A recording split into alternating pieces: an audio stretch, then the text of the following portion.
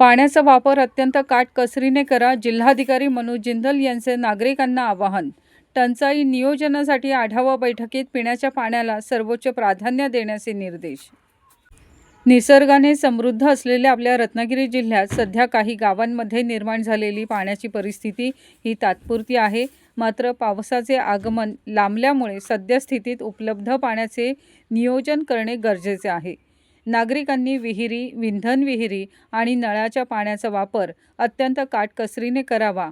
पाणी बचतीचा हा निर्णय प्रशासनाला सहकार्य म्हणून प्रत्येक नागरिकाने पाळावा, असे आवाहन जिल्हाधिकारी मनोज जिंदल यांनी केले आहे. पाऊस लांबल्याच्या पार्श्वभूमीवर जिल्हाधिकारी कार्यालयातील सभागृहात पाणी टंचाई नियोजनाबाबत जिल्हाधिकारी जिंदल यांनी एक महत्त्वपूर्ण आढावा बैठक घेतली. बैठकीत जिल्ह्यातील धरणांमधील उपलब्ध साठा तसंच इतर स्रोतांमधील पाणीसाठा आणि आवश्यक पाणी पुरवठा या बाबींचा सविस्तर आढावा घेण्यात आला. जिल्ह्यात सध्या काही शहरांसाठी पुढील 25 ते 30 दिवस पुरेल इतकाच पिण्याचा पाणीसाठा उपलब्ध असल्याची माहिती यावेळी संबंधित नगर परिषद आणि पंचायतींच्या मुख्याधिकाऱ्यांनी दिली.